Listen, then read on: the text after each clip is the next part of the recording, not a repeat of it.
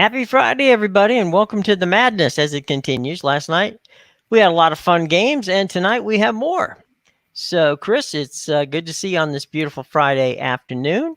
Hope you're feeling well, and some reflections on what was a crazy night in college basketball last night. Well, I mean, you got to give credit to Arkansas. They beat Gonzaga at their own game. They held Gonzaga to 68 points in a game where they had 77 possessions. However, they still didn't shoot the ball very well. I mean, everybody wants to talk about how JT Notte scored a bunch of points for Arkansas. But if you look at the box score, the numbers weren't all that pretty. And, you know, who came up with a brilliant idea, if I'm Eric Musselman, to let him shoot the ball that many times anyway? If you look at the box score, like I said, I'm just pulling it up here. Notte was 9 for 29 from the floor, 2 of 12 from 3. So, I mean, Arkansas didn't shoot the lights out by any stretch of the imagination. I mean, they forced 15 turnovers. They made Gonzaga shoot 37.5%. Gonzaga missed a lot of open shots. Andrew Nembhard struggled. He was 2 for 11. Bolton was 3 of 10.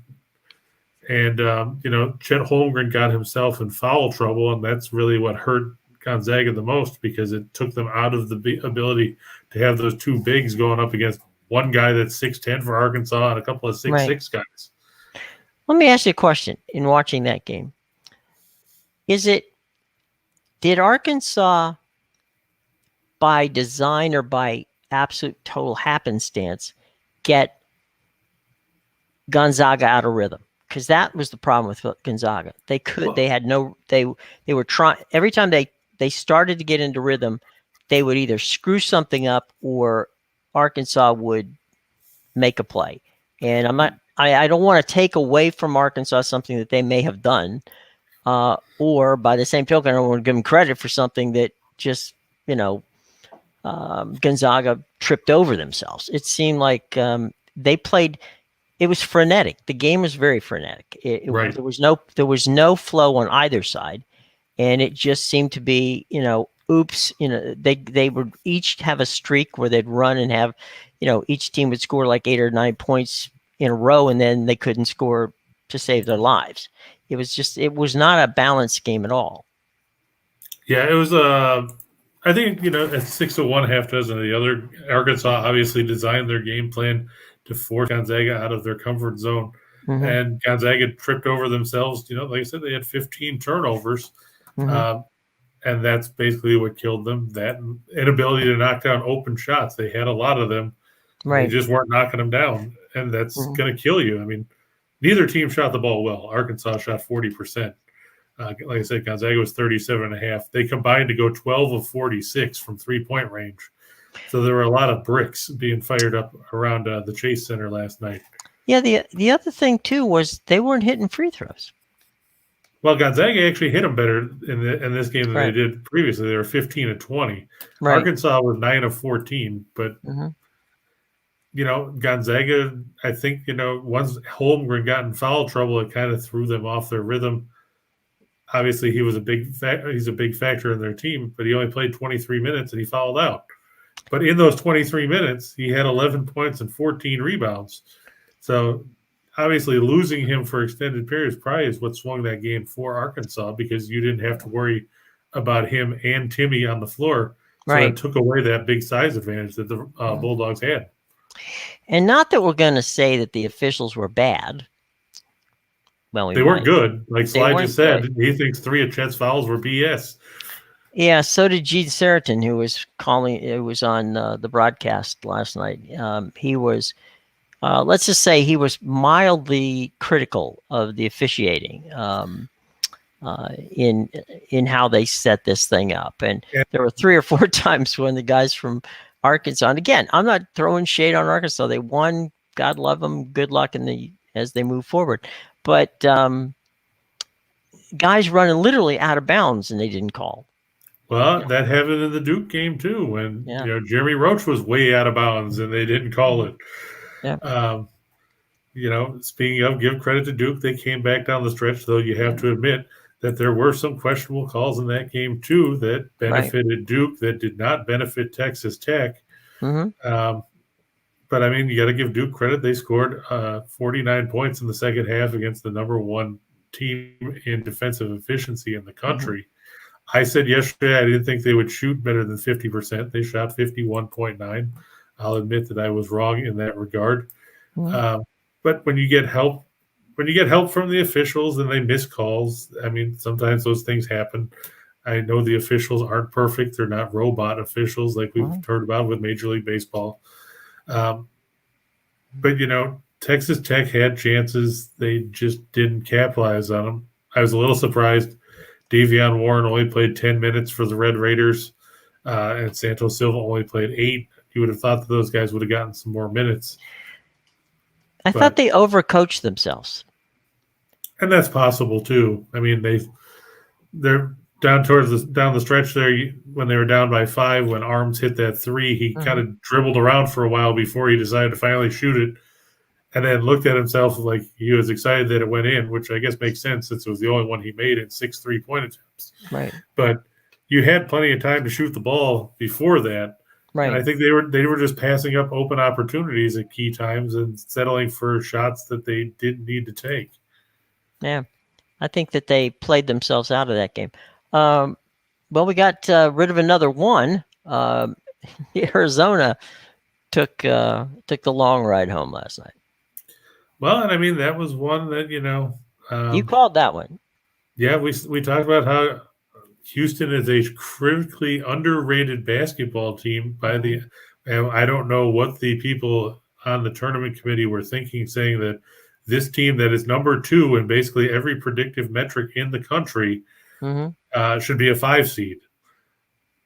I mean, I still don't get it. I watched that game last night. It made no sense to me then. It made no sense before that. I mean, and we talked about, experience and grit and tenacity. And for all the young talent that Tommy Lloyd has in Tucson, Benedict Mathurin was 4 of 14 from the floor.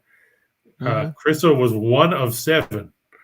Azulis Tabelis was 0 for 8 and finished with 2 points. I mean, those numbers weren't going to get it done. You look at the things at the end of the day. Arizona shot 33.3% from the field. They were 7 of 22 from 3. They turned it over 14 times. I thought they were going to be have a shot because they got Houston in foul trouble because White finished with 4 fouls. Taze Moore had 4 fouls in 17 minutes. But Kelvin Sampson just rotated in the guys off the bench that got some big minutes from Walker and Cheney and Roberts, and they overcame some bad shooting from guys like Sheed, who was just 5 of 16, but he made up for it by hitting 9 out of 10 at the stripe.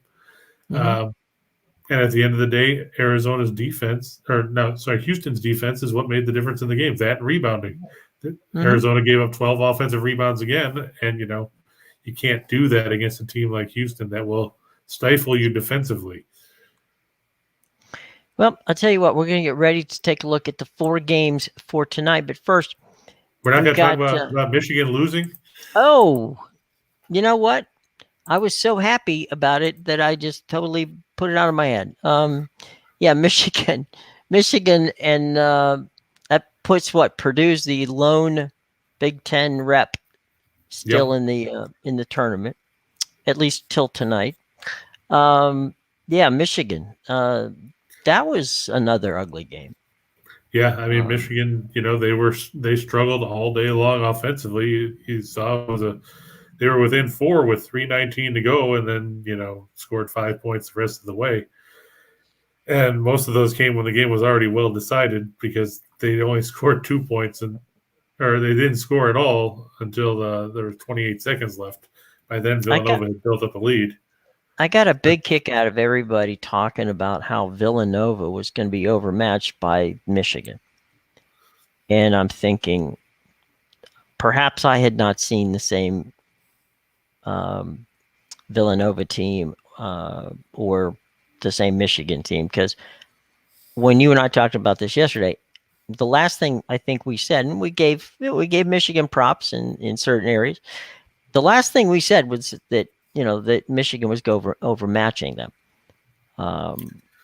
Yeah, I don't think Michigan was going to overmatch anybody. I mean, we talked about how Villanova has been there. They got a ton of experience. They have a lot of seniors on that team, and they were going to make Hunter Dickinson pass the ball out and make somebody else beat them. And if you look, Dickinson was 6 of 16 from the floor. Sure, he had 15 rebounds, but he also missed a couple of easy baskets late in the game that could have kept Michigan in it. Blew a couple of layups, and you look at all the young guys on that team for Michigan, Houston and Diabate, and those guys, they didn't step up because they were outplayed by Jermaine Samuels and Moore. And even though Gillespie was only 4 of 14 from the floor, he came up with shots when they needed them the most, including that one with just under 2 minutes to go that made it 59-50, and you could turn the lights out at that point. And that's something that Michigan didn't have. Michigan did not have experience.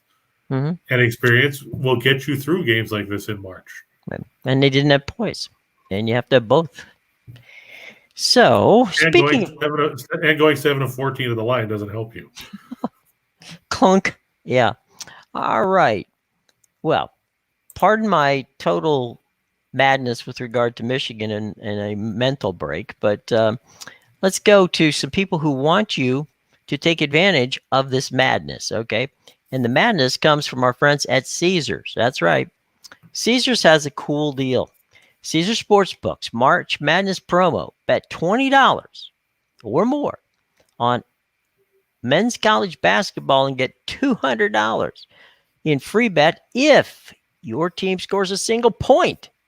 Now, odds boosts and profit boosts do not qualify in this, okay? So that's a heck of a deal. Now, you got to do this. You got to use our special promo code, okay?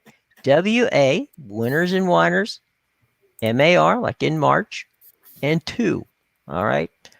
And it's all in the show box below. Go down there.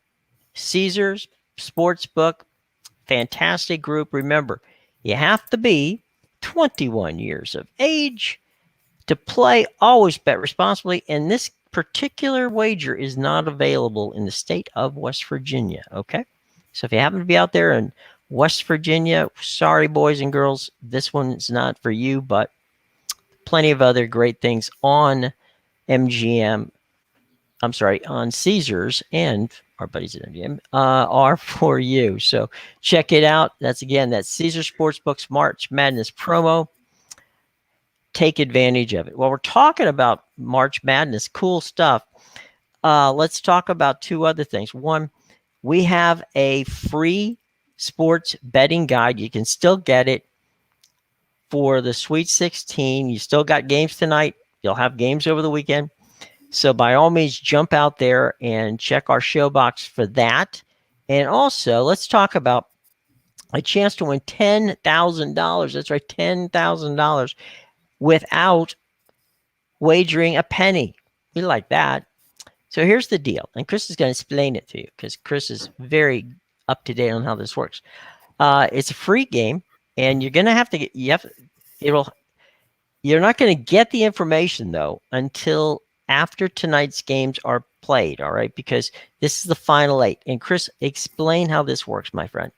Right, it's going to be centered around the Elite 8 games. We're going to ask you 15 different questions based on sides and against the spread and different player props. All the questions will be answered by yes or no answers. So, for example, if we ask you, is Zach Edey going to score over 25 points against whoever they're going to play in the Elite 8, hypothetically, you would say yes or no, depending on what your thoughts were as to that matchup.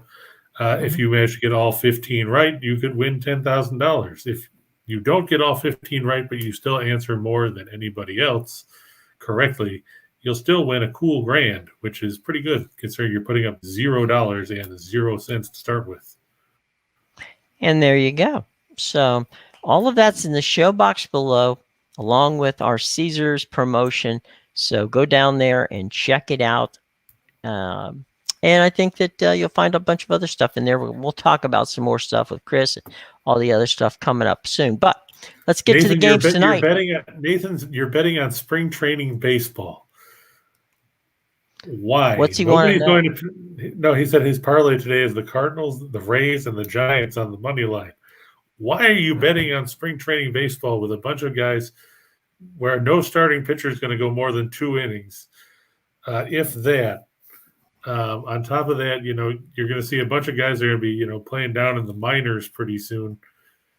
It's too early to try and bet on baseball at this stage because you don't know, especially with split squad games and everything else, you don't know which version of the team you're going to get. You could get a team full of all the guys that will be playing, in the Cubs case, playing in Iowa or Tennessee come next month. I know Steen and Reichel bet the farm on the Royal spring training game yesterday. Not sure how that panned out because I didn't look. But I look more towards baseball when the games actually mean something in the standings as opposed to, oh, look, we tied. Then what? What happens if you end up with a tie in spring training? That doesn't help you any. Yeah. No, I mean, it doesn't help anybody from a betting perspective because some of those games end in ties. Right. I mean, nobody wants to see, hey, look, they played to a 2-2 tie. Right. Or whatever it is. No. Could be a 3-3 tie. I'd wait for the games. I wait for the games to actually mean something from a perspective of, counting in the standings. Well, who the starting lineup is. Yeah, and they're going to get maybe one at bat, and they're going to sit on the bench and drink Gatorade and spit sunflower. My favorite thing is to watch them run in the outfield. After they've played a couple innings, they go out and do some sprints in the outfield just to get loose. So, and no, Mike, I don't jump through tables after every show. I say that for special events. Otherwise, I'd run out of tables. Yeah. Besides, if you've ever been to Orchard Park, they have stock up tables in advance because they get sold out at all the stores. There you go. Good idea to go own a Home Depot in the greater Orchard Park area. Yeah, that or, find somebody that's a table distributor and, get in with them. Get a good deal. Get some breakaway tables. That'd be fun. All right, let's talk a little bit about tonight, 7 p.m. CBS, and Ian Eagle and Jimmy Spinarkle on the call. St. Peter's versus the aforementioned last man standing in the Big Ten, Purdue. Spread, Purdue, 13 points. Totals 133.5. Money line, Purdue, minus 1,000. St. Peter's, plus 650. What do you think about that, Christopher? Well, I mean, let's give St. Peter's credit for what they've done. They beat Kentucky. They beat Murray State. Now, I know Mike is a Purdue graduate, and like he said in the comments, this is one of those games that worries him because Purdue inevitably finds ways to, blow these kinds of games when it comes down to it. In fact, his direct quote was, let me find it going back in here. I'm on the edge of my seat, as these are games in the past they tend to blow. Now, that's coming from a Purdue graduate.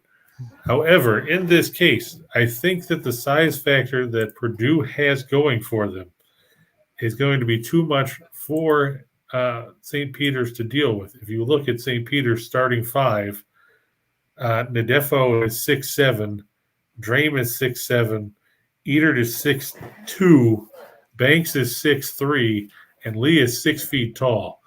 Not only are Nadefo and Drame 6'7", they weigh 195 and 200 pounds, respectively.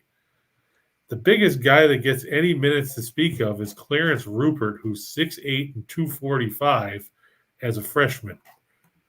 Now, you're dealing with a Purdue team that boasts not only, Trevion Williams, who's a senior that's 6'10", 255, probably before breakfast, and Zach Edey, who's 7'4", 295.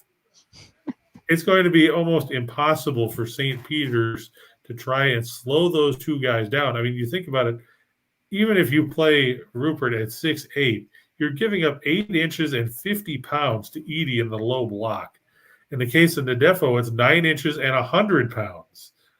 That's like throwing a Super Bowl against a brick wall and wondering where he's going to land. Right. It's just, I think, I'm not gonna take anything away from what St. Peter's has done. They flustered Kentucky. They shut down Murray State. Purdue's got way too much size. They're number one in the country in offensive efficiency, according to Ken Palm. They're fourth in effective field goal percentage. Even if Williams and Edey are struggling, which I can't understand how that would happen given the size advantage, Purdue shoots the three well. You've got Stefanovic, you've got Ivy, Eric Hunter's knocked down 34 threes. Mason Gillis has knocked down 36 threes. Even guys that barely play, like Isaiah Thompson, 35 triples from out there. Like I said, Ivy's got 63. Stefanovic leads the team with 84. Brandon Newman has 27. There's just too many weapons for St. Peter's to keep up with here. They might hang around for a little bit, but I think it's going to be kind of like we saw with Georgia State when they played Gonzaga. Foul trouble is going to get to the Peacocks because how are you going to stop Edey and Williams otherwise? And can Banks get enough shots that he's not, swallowed up trying to shoot to keep them in the game? And I don't see the Peacocks pulling it off. I just think that this is the end of the line. I know that everybody will say they'll have the crowd because the game's in Philadelphia and it's not that far away from, where St. Peter's is in New Jersey. But about 80 miles. Yeah. But you're trying to contend with too much size and too much talent. The other thing too that Purdue has that is problematic for St. Peter's is they've got two good guard play, right, for Purdue. And if you're small, which St. Peter's is, which was just chronicled by my partner there, you really have to have the speed and you have to have good guard play. Now, that's not to say St. Peter's doesn't. They do. But they're small. They're not as fast and they're not as athletic. So by every metric that you would try to, objectively look at this game, which Chris has just done, can St. Peter's win? Anything can happen, right? But there's never been a 15 seed that's made it to the Elite Eight. And you have to wonder, is St. Peter's going to be that? And is Purdue going to be the sacrificial lamb? Give them tremendous credit for beating Kentucky. That is an amazing feat. But, does lightning strike twice for St. Peter's? I don't think so. No, and you look at what's happened in the first two rounds. They played Yale. Purdue played Yale in the first round. Yale didn't have a guy bigger than 6'8" in their top 7 or 8 guys. They got dusted by 22 points. And in that game, Purdue went to the line 33 times. Now, we fast forward to Saturday's game against Texas. Texas didn't have a guy bigger than 6'7" that played more than 9 minutes. Dylan Disu is the biggest guy Texas had at 6'9" and 2 1/4. He played 9 minutes and had 3 fouls. As it turned out, Purdue went to the line 46 times in that game. And, Purdue won by 10. Now, Texas has a little bit more of a pedigree when it comes to, playing it in basketball than, say, St. Peter's does. And like I said, they still lost by 10 points. You have to think that based on what we've seen as far as the size differential in those first 2 rounds, St. Peter's is going to end up putting Purdue on the stripe a lot and hope that they miss free throws. But, that's also going to come with the ever-popular thing in basketball. It's called attrition, because if you keep fouling guys, eventually you don't have anybody left to put on the floor that has any experience, and that'll end up being what derails St. Peter's. Now, don't get me wrong, the Peacocks played very good defense, but they play very good defense mainly against teams that play in the MAC, and there's no team in the MAC, and I know because I've watched the Metro Atlantic for the better part of 2 decades. There is no team in the MAC that has a guy that's 7'4" and almost 300 pounds, and another guy that's 6'10", that reminds me of Karl Malone, on their roster. Not to mention, there's not a lot of teams out there that have 5 or 6 guys that can kill you from 3-point range. So St. Peter's, give them credit. They're here. But I think the magic carpet ride comes to an end for the Peacocks, even on National Peacock Day, which was pointed out by Scott Reichel on Twitter. And apparently Jim has frozen. So, yep, see, Jim left. Now, Mike, I know you're concerned since you're a Purdue fan. Why don't you do you think that the Peacocks have a shot at taking down the Boilermakers, or do you just think that this is going to be one of those things where Painter actually figures it out in a game where they can actually get to the Elite Eight and take them out? I know that, like you said, Purdue has had a trend of blowing games that they should win, and that goes back to the Gene Cady era, and his spirited battles with Bob Knight and the rest of the guys in the Big Ten at that point. But you have to think in this particular situation that as good as St. Peter's has been, I think they're overmatched. We will move on once I find the screen here to the next matchup, which will be on TBS at 7:30. The Providence Friars, led by Coach Ed Cooley, will take on Bill Self and the lone remaining number 1 seed in the tournament. And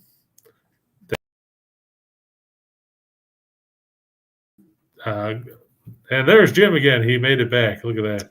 Yeah, there you go. I was I was accosted by a group of St. Peter's fans who had just stormed the gates. But we're good now. So anyway, yeah. Did they get your stuff? Yeah, we're good. We're good. So now we're at the Kevin Harlan game, huh? Providence and Kansas. Yep. We were just talking about, Bill Self and everything. Bill Self said that if his team gets the Elite Eight, he won't pull a Kelvin Sampson and rip his shirt off. So, I guess there's that. Oh, Michael thought that you were making a sandwich. You thought that's why you left. Yeah, I saw. Michael, I appreciate that. I wish I were, but I wasn't. We had broadband problems on the East Coast here. What can I tell you? Sorry, Paulie, yeah, I agree. There's been plenty of times that I've called Purdue Purdue, but in this case, the size advantage is going to be too much for St. Peter's. I just don't think that they're going to be able to hang in, especially with the way Purdue gets to the free throw line in this tournament. I like Nathan's Rock'em Chock'em. Yeah, that goes back to, of course, the legendary Fog Allen and everything else. Yeah.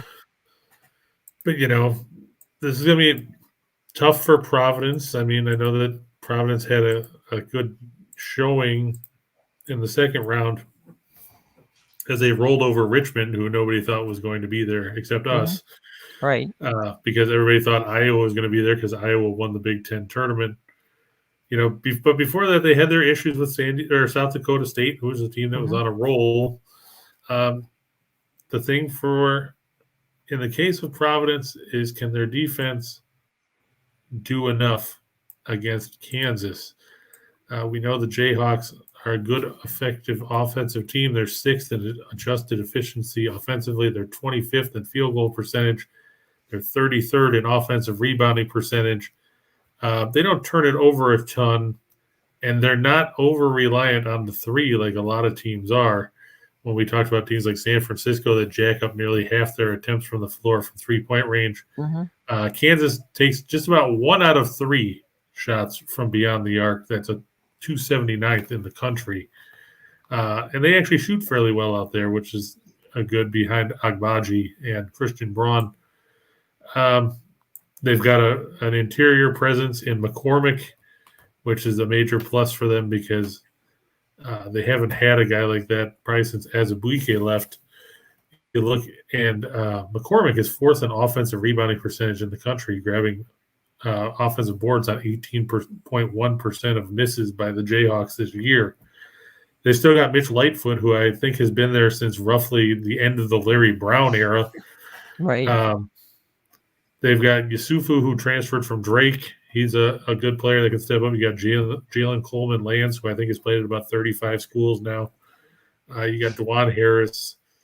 I think that, as good as Providence has been and I'm not going to take anything away from Al Durham and Nate Watson and Horchler and Mania. They're a senior-laden team. The question remains, can Providence get enough offensively to stay in a game with Kansas?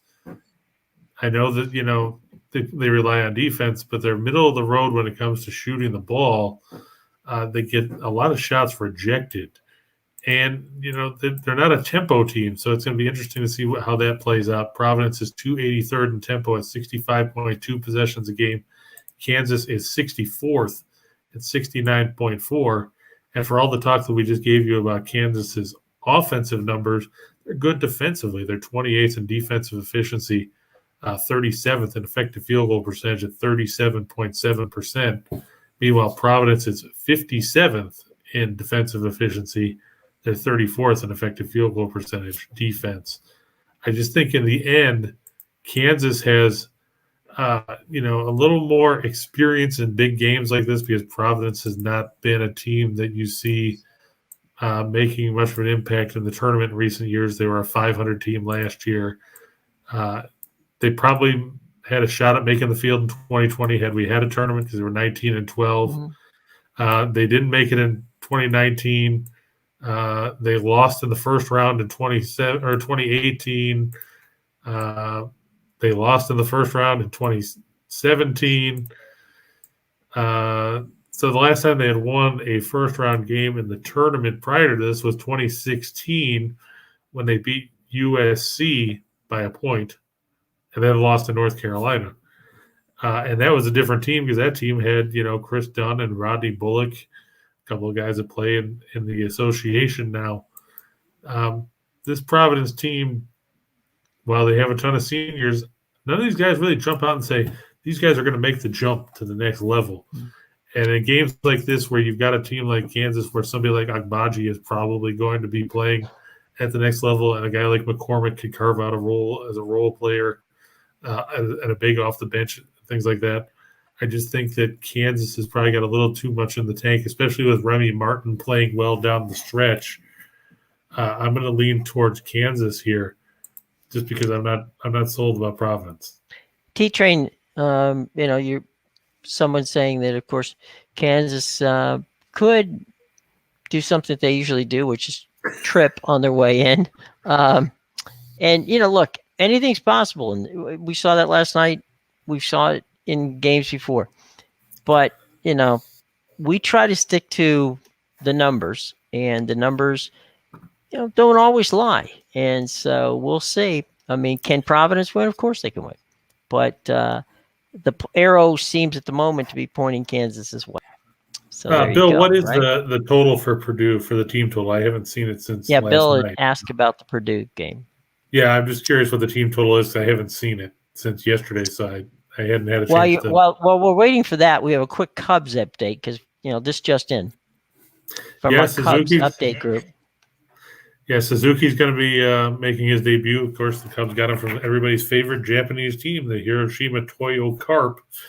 I was surprised they threw that much money at him, but I mean, he definitely should make an impact in the lineup if he plays as well as he played in Japan. I mean, nobody's going to take away the numbers that he put up over there. And let's face it, we could use some outfielders for sure, given the lack of production that we've gotten from guys like Jason Hayward. And, we don't really have a great center fielder at this point in time. So I'm guessing that's probably where they'll try to slot Suzuki going forward. I mean, you look at his numbers last year, he hit 317 with 38 homers and 88 RBIs in 132 games. And he actually draws walks, which is a dying breed in power hitters. You look at the fact that in his career, he has 486 career walks against 569 strikeouts. Mm-hmm. You can get 569 strikeouts in 2.5 seasons out of a guy like, say, Javier Baez or, That's true. T-Train thinks, yeah.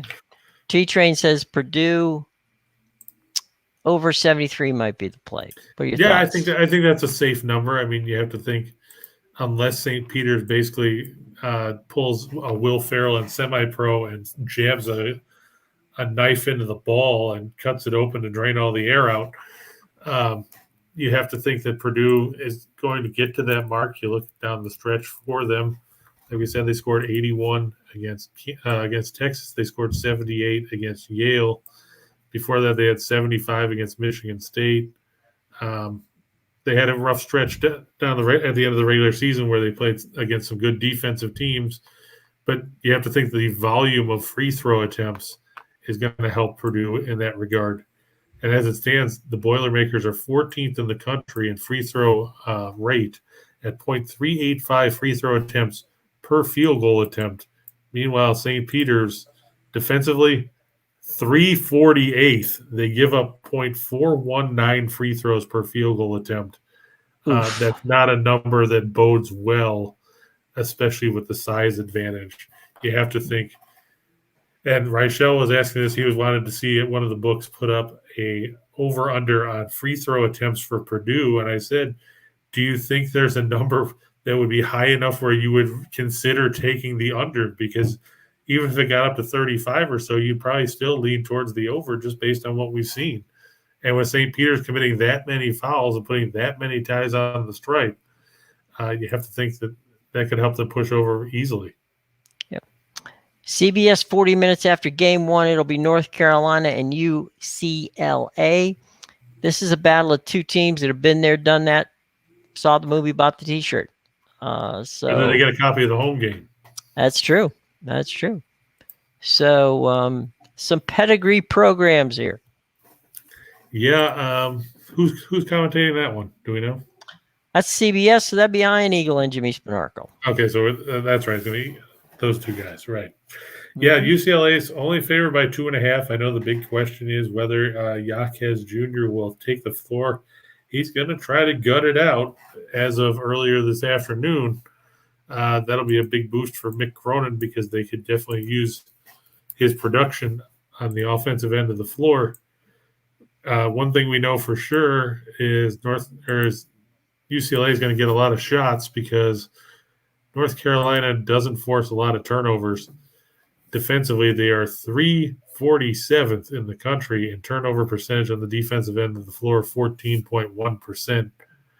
The big question here is who's going to control the tempo of the game. UCLA is 270th in tempo at 65.4 possessions a night. North Carolina 32nd at 70.6. We saw the Tar Heels run that helter-skelter style against both Marquette and Baylor, putting up better than 90 points in both of those games. The question is, first, will Carolina be able to play that style here? And second, can Armando Bacot learn how to shoot free throws where they're not firing up helium balloons? He shoots 68.5% at the line. That kept Baylor in the game the other day because he was 7 of 15 in the contest. And that's not going to bode well if it's a close game because who are you going to foul? You're not going to foul some guy that shoots 80%. You're going to foul him. UCLA doesn't turn the ball over much. They're 5th in turnover percentage. Tiger Campbell stepped up big against Akron down the stretch. You got Johnny Juzang is there, Bernard. There's a lot of talent on this UCLA team. I think if they knew that Jaquez was 100%, this line would be nowhere near 2.5. It would probably be more towards 5 or 6 in favor of UCLA. And I just think that the Bruins, North Carolina, sure, they probably played their best 2 games of the season in these 2 games in the tournament. Their third best game was probably the regular season finale against Duke. Yeah, I was going to say Cameron Indoor was probably that. But that didn't happen until the second half. Right. But, you look at their numbers, and while they beat Baylor struggled shooting threes. They were 9 of 37 out there. But, UCLA doesn't necessarily rely on the three. They actually shoot the three less than Kansas, who we just talked about. They're 311th by taking 31.5% of their shots from beyond the arc. So North Carolina is not going to be able to take that perimeter shooting away from them and make them a one-dimensional team because the Bruins don't shoot them anyway. I saw I've seen a lot of UCLA this year, and what they do, to your point, Chris, is they play an old style inside game. A lot of pick and roll stuff, a lot of, inside the arc. They don't do what they can't do, which is, as you say, they don't shoot a lot of threes because they don't hit a lot of threes. But I'll tell you what, they do get a lot of the old style three, where the guy drives to the basket, gets the bucket, and gets fouled. So that's kind of their stock and trade. They're not going to beat you from outside the arc, but they're banging around inside. They do play a lot of the inside game. They got a slash type offense, and that's kind of, again, that's their stock and trade from that standpoint. It'll be interesting to see it, as you say. It's a contrast of styles. Physically, I think both teams are equal. I don't think that one is any physically any better than the other. But I think UCLA just might have a little bit more depth than North Carolina. Yeah, and to Nathan's point about size for North Carolina, Bacot and Manic, sure, but they're not all that. They're not massive. Bacot is 6'10", 245. Manic is 6'9", 230. And Manic's just, if you ask our buddy Scott Steen about him, he'll tell you that Manic played like a bitch at Oklahoma, and he still thinks he's won now. That's why he got thrown out in that game against Baylor. Right. Now, Manic, you sure, he's got some size, but he shoots more threes than twos. If you look at the numbers this season, he took 187 twos in 35 games. He's taken 215 threes. Bacot is more of an interior presence because he's taken 373 twos against 8 threes.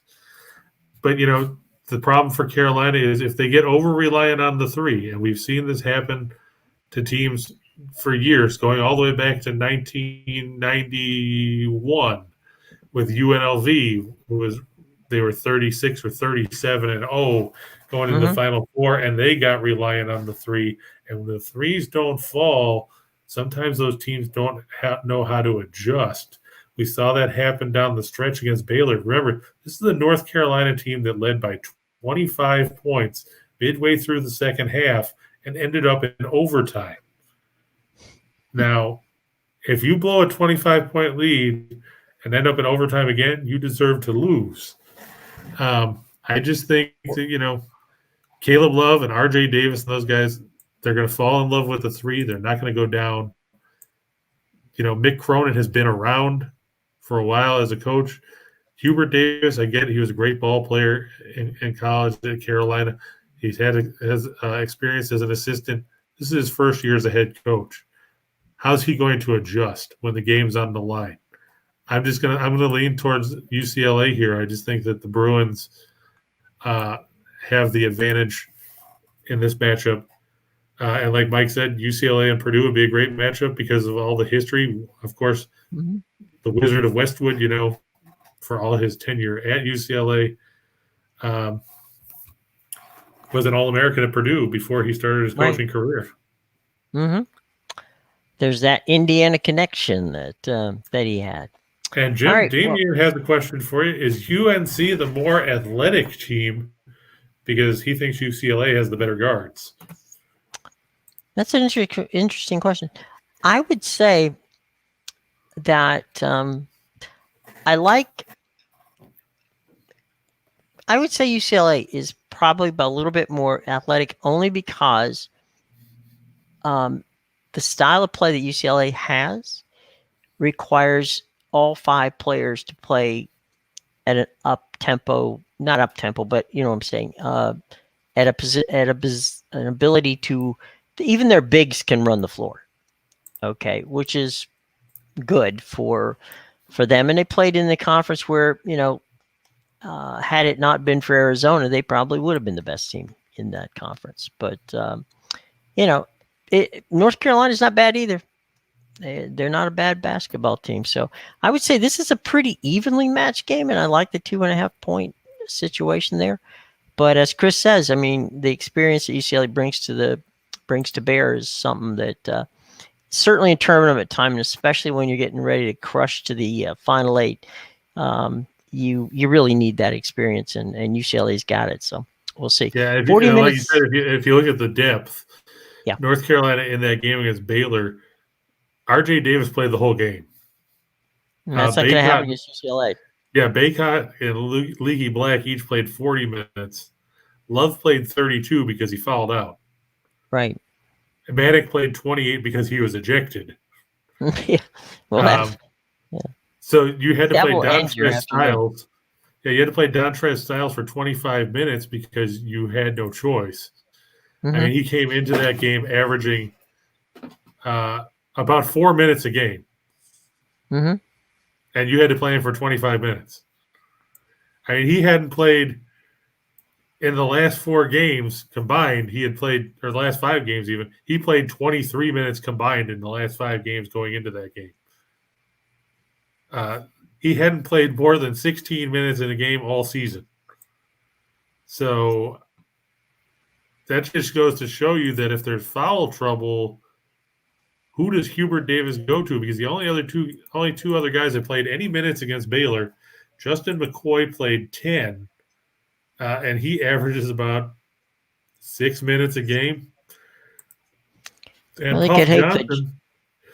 Puff Johnson played 5, and he averages about 6 minutes a game.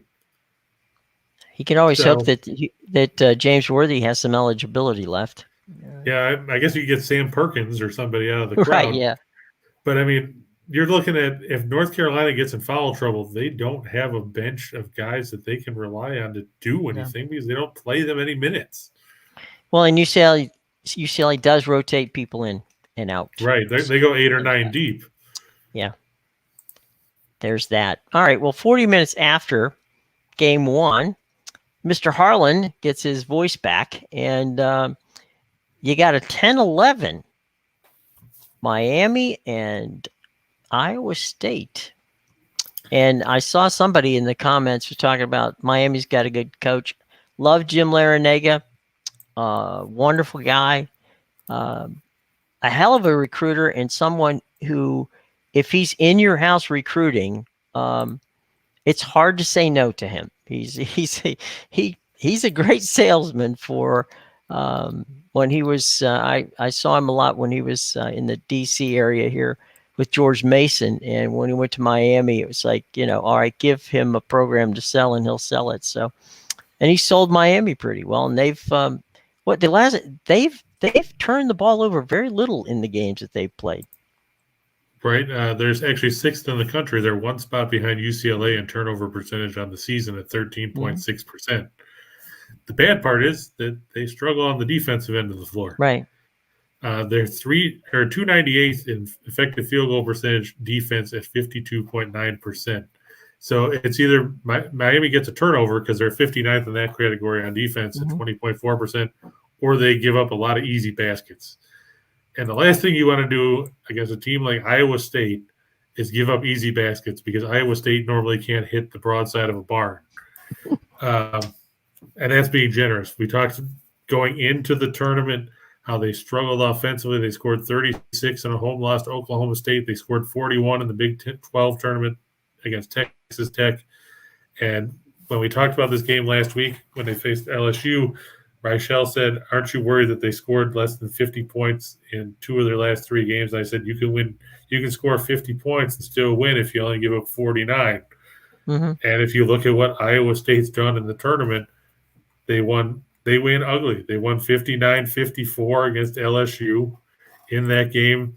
For some reason, and this shows you how Iowa State plays, they were 8 of 19 from 2-point range and 12 of 37 from 3. Because, why not fire up 37 threes for no freaking reason?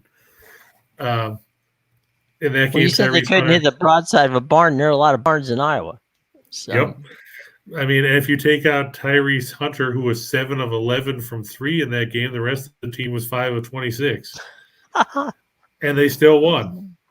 Well, because LSU was 4 of 19 from 3. You can't do that against Miami, though. Right. But, Miami's not going to get a ton of good shots in that game either, though, because we talked about the defense. And just looking here, following up on that, you have to remember Iowa State then had to face Wisconsin, right, In the second round, they changed their style. All of a sudden, Iowa State was 17 of 44 from two, and they only took 14 threes. Now they only made 3, but that's not the point. Volume. Yes. Wisconsin was 12 of 25 inside the arc, but had the brilliant idea to fire up 22 threes, of which they made 2. They turned the ball over 17 times. Now, that's the thing about Iowa State. They will get after you defensively. They will make life miserable for you when it comes to trying to move the ball around. They will force you out of your style. Iowa State 4th in the country in turnover percentage at 24.7%. They're 5th in defensive efficiency. They're 8th in three-point defense. They're a top 10 team in steal percentage. So they will make you grind on every possession. This is going to come down to basically, will Miami control things with McGusty and Wong and Charlie Moore, or will Iowa State get enough shots from Isaiah Brockington and Tyrese Hunter and Gabe Kalsher to take advantage? Neither team has much in the way of size. Iowa State's biggest rotation guy is 6'9". Miami has Wardenberg at 6'10", and Anthony Walker is at 6'9". But everybody else, it's a bunch of smaller guys. So you're not going to get a ton of post presence in this one. I just think if you look at the numbers, and I know Iowa State, like I said, they're not great offensively, but they're very good on the defensive end of the floor, and they could fluster Laranaga's team. I'm going to take the points, and I'm going to go with Iowa State. I just think Iowa State's going to take the air out of the ball. They're 237th in tempo, 66.2 possessions a night. They're going to frustrate Miami, force them to make the extra pass or extra 2 passes, and take shots that they don't want to take.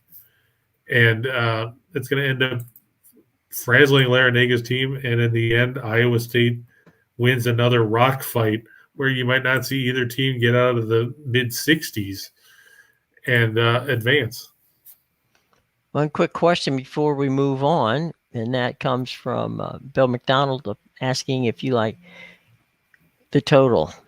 Yeah, I said that I think Purdue is going to make a living at the free throw line in this game. Let's be honest. We talked about how St. Peter's is 347th or 348th in free throw attempts per field goal attempt defensively. Purdue is near the top of the nation in that Michael category. Agrees with you. Michael also wishes that Fred Hoiberg and Marcus Fizer were suiting up for Iowa State. But by that token, I bet you, there's plenty of teams. I'm sure Miami wishes that they could have some of their guys back too. But, to the point about what a good job Laranaga's done, you have to remember the last three years, Miami was a sub-500 team. They were 14 and 18 in 2019, 15 and 16 in 2020, 10 and 17 last year, including 4 and 15 in the ACC. While they've turned things around, they've only turned around offensively because they were 172nd in offensive efficiency last year, 18th this year. But defensively, they were 116th last year. They're 121st now. So they haven't really improved defensively.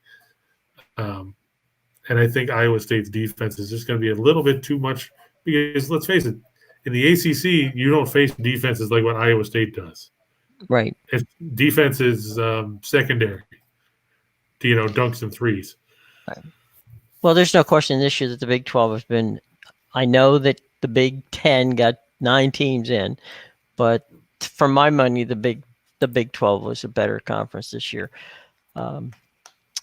top to bottom in that regard. So, anyway, before we go, and the Big 12 had more teams in the Sweet 16 than the Big 10. Yep, they did. And all right, so let's do something real quick before we go to our parlay portion of the program, and that is, let's talk a little bit about our friends at Caesar Sportsbook. Now, Caesar Sportsbook has a March Madness promo for you. Bet $20 or more on any men's college basketball, you get $200 in free bet if your team scores a single point. Now, odds boosts and profit boosts not qualify. You must be a first-time user of your Caesar Sportsbook account to be eligible also. This only works if you use our special promo code. And our special promo code is WAW. That's Winners and Whiners. The first 3 letters of the month of March and the number 2. All of that's in the show box below. Remember that you must be 21 years of age to participate always. Always, always. Bet responsibly. All right. Okay. So, Lex, that the contest you're talking about, you'll probably get something either late tonight or early tomorrow because it starts with the Elite Eight. Since there's still Sweet 16 games going out yet, they haven't finished formulating all the questions as to what that's going to entail. So I would imagine it'll go out either tonight or first thing in the morning. I will check and find out and let you guys know once I get all the information. Oh, Michael, we're not done yet. No, don't go anywhere. No. We're stay here. You haven't, you'll get to Scott and Scott before they get to use their new hats. So there you go. They have new hats. You haven't seen it? They went out and bought the farm. They got farm hats, straw hats that say John Deere across. And so they're wearing their straw hats that when they get to the Bet the Farm game, part of the program, they put on their hats. I hope they don't wear those on the NASCAR show, or else I'm cutting out. You're going. So, well, you better check it out first, buddy. So, yeah. Chris was just talking about the fact that we've got a heck of a challenge going on. It's a $10,000 challenge. And basically, you take the prediction challenge of the Elite 8 games this weekend and prove how smart you are. Shortly after the conclusion of the Sweet 16 round games tonight, which, as Chris said, they're probably going to be in your inbox sometime for breakfast, okay? You're going to have 15 questions, a battery comprising of sides, totals, props, and other predictions on the Elite 8 round of games. You just need to answer yes or no. Okay. What do you think that the given bet would win? Get all 15 right and you win $10,000. In addition to that big jackpot that we're offering, if you get first place, that's not bad. You get $1,000. Again, as Chris said, you don't have to bet anything. It comes right there. So jump down to the show box below. Check that out along with all of our fun stuff from Caesars, and it's well worth your time. So now we're going to go for 2 for the money as we blow through this, so we can get off the air before Scott and Scott's off the air. So they're right now on MWN2. So here we go. 2 for the money. Actually, they're on MWN8, the Ocho. Right, the Ocho. For those of you that are fans of dodgeball, the movie. Make sure you point out Cotton McKnight and his sidekick there. That's right. On the hardwood tonight, I'm going to go with Philadelphia, the 76ers on the road against the Clippers. Good news for the 76ers is they're on the road, but they didn't have to go anywhere because they just beat the Lakers in the Crypto Dome the other day. Just going to take a quick look here, see if I'm missing anything exciting on the injury report, because inevitably something will pop up that wasn't there before, just because people like to screw with us. Injury report says... It's what they do. Yeah, pretty much. Well, look at that. The 76ers have nobody to talk about on the injury report. Of course, you never know if they'll change that between now and then, so always keep an eye out for it. Meanwhile, for the Clips, you won't see, of course, Paul George, Kawhi Leonard, or Norman Powell. Jason Preston and Jay Scrubb also both out. Robert Covington is questionable with a sprained hand. Either way, I'll stick with the 76ers. We said UCLA over North Carolina. We talked about Purdue and St. Peter's. And I'm going to go with the Colorado Avalanche bouncing back at home tonight as they beat up on the Flyers. The Flyers, of course, were victorious last night against the St. Louis Blues in a game that surprised everybody that thinks the Flyers are a bad hockey team. But I'm going to go with the Avs. I think they bounce back. I think they should probably smash Philadelphia, win by multiple goals. Flyers, not a great road team. The Avalanche, very good at home. and looking to bounce back from that loss to Vancouver. Okay, 4 for the show. Yeah, we're going to go with Iowa State over Miami. Like I said, Kansas, that line, of course, we said shifted. It's -7 now over Providence. I'm going to take the Caps over the Sabres. I just think Buffalo can't sustain success. It's not something that's in their DNA. And speaking of one-sided games, I look for the Flames to beat up on the Coyotes at home in Cowtown. The Flames looking to bounce back from that loss to San Jose the other day. Unfortunately for our buddy Ryan, San Jose did not beat Edmonton last night. They were trucked by the Oilers. And on to what everybody loves to watch, the menu. Shot in the dark. And it's long.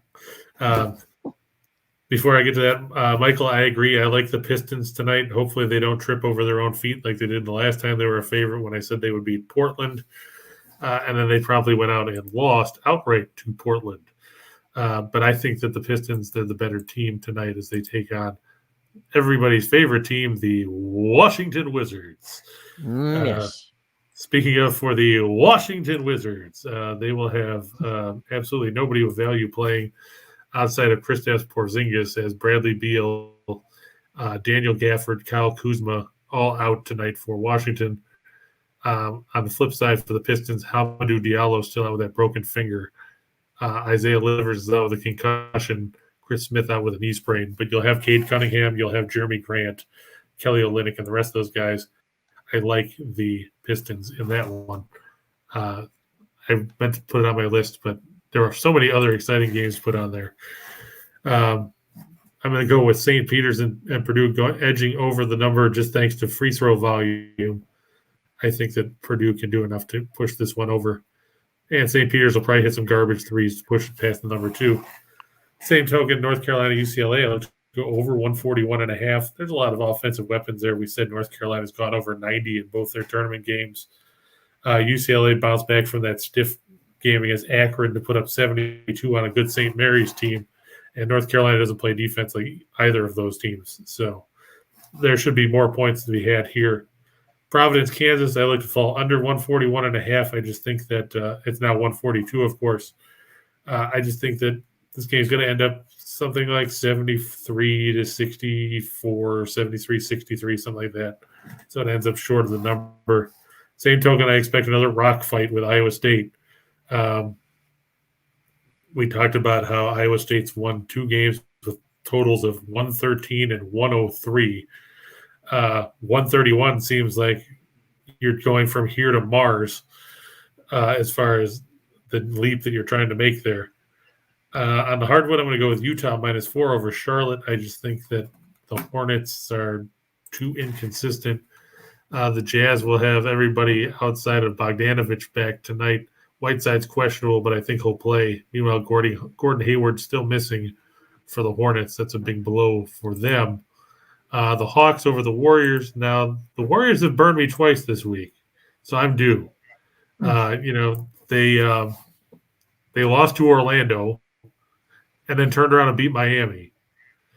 You still don't have Curry. You don't have Wiseman. Iguodala is questionable.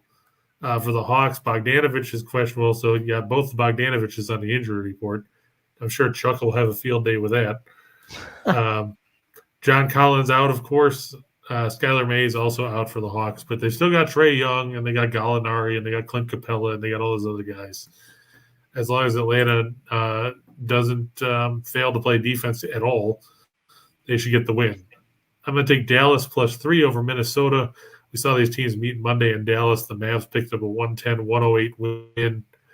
I know going to Minnesota can be a bit of a challenge. Davis Bertans is out for Dallas, as is Sterling Brown and Trey Burke and Hardaway, who's been out for a while. Jaden McDaniels and McKinley Wright are out for Minnesota. Towns is questionable with a forearm issue, so keep an eye out to see if there's any shift in his status. Now, take note, I skipped the Heat-Knicks game because if you look at the injury report, it seems like half the guys for Miami are on it. Kyle Guy and Oladipo and Javonte Smart and Gabe Vincent are all out. PJ Tucker and Duncan Robinson and Caleb Martin and Tyler Hero and Jimmy Butler and Chris Bosh and Dwayne Wade and Shaq are all questionable. Meanwhile, the Knicks, who cares, because they're the Knicks. Cam Reddish is obviously done for the year. Derrick Rose, Kemba Walker, Nerlens Noel, Julius Randle, and Mitchell Robinson are questionable. I'd like to think Miami could win, but after watching them nearly get into a fight with Jimmy Buckets and Udonis Haslem the other day, I think that I'm going to stay away from that until I see if they can get some cohesion back. Spoelstra has his work cut out there. On the ice, we're going to go with the Flyers and the Avs going over 6.5. I just think that Colorado's due for an offensive breakout, and Philadelphia is pretty good at giving up goals. So look for that to go over 6.5. I like the Rangers at home over the Penguins. These two teams battling for second place in the Metropolitan Division. And boy, those divisions have really crowded up. Tampa Bay, lost yesterday. That bumped them down to a wild card spot in the Atlantic. So quite a lot of excitement going on down the stretch. And Winnipeg over Columbus. I know Winnipeg lost last night to Ottawa, but Columbus doesn't impress anybody. I think the Jets should bounce back at home. There you go. Guys, before we get out of here, we want to let you know that you should watch our entire Max Wagers team. Midday Money with Sean Higgs. That's at noon. Followed by Morning Wood with our buddy Allie Burns, 1 to 2. Then it comes Just Parlays with Chris King. And right after, actually, you'll be in the middle of it, but that's okay. You can go back and watch it later. Back to the window with Scott and Scott, 3 to 4 p.m. and Game Time Decision with Nick, Tim, and Lenny at 5. That's 6 hours, folks, of all kinds of fun and good wagering information right here on the Max Wagers Network. Okay, Chris, any final thoughts before we head out for the weekend? Well, I mean, it's going to be a rough night for St. Peter's. It was a good ride while they were here, but all good things must come to an end, especially when you're a 15 seed. And as the saying goes, the Cinderella story, well, do you remember what happened at midnight? The carriage turned into a pumpkin, and Cinderella went home crying. That sums up St. Peter's tonight. And as the Geico Gecko says in those commercials about pumpkins, they're really hard to ride. So that's true. That is true. So, we're leaving you with that sage wisdom from the Geico Gecko. All right, everybody, have a great weekend. Hope your team wins, regardless of who they are. And if you cash those bets, remember we said that we have a contest coming up. If anything having to do with what Chris predicts here, show us that, give us a picture of that winning ticket that you have. You've got our Twitter accounts right in front of you. Send it to us. Take a picture of it, send it to us. And, we'll put you in the list as the first entries into that contest. More information on that contest coming up, okay? Don't forget on your way out to smash that like button, hit the subscribe button, ring the bell so that you get the notifications when we do our shows, which are Monday through Friday, every day at 2 p.m. It's been fun, guys. We really greatly appreciate you coming over and being with us. Check the show box below for all of the giveaways and all the fun prizes. Be sure to get that last opportunity sometime after midnight tonight. You can keep trying to log in to get that opportunity to win the $10,000. As I said before, as Chris was saying, we expect it'll be out sometime around your breakfast time tomorrow, giving you plenty of time to fill it out. Okay. All right. So until Monday, guys, have a wonderful weekend and enjoy all the basketball. And of course, those of you who are betting on spring training baseball, God love you. Okay, here we go. Take care, everybody.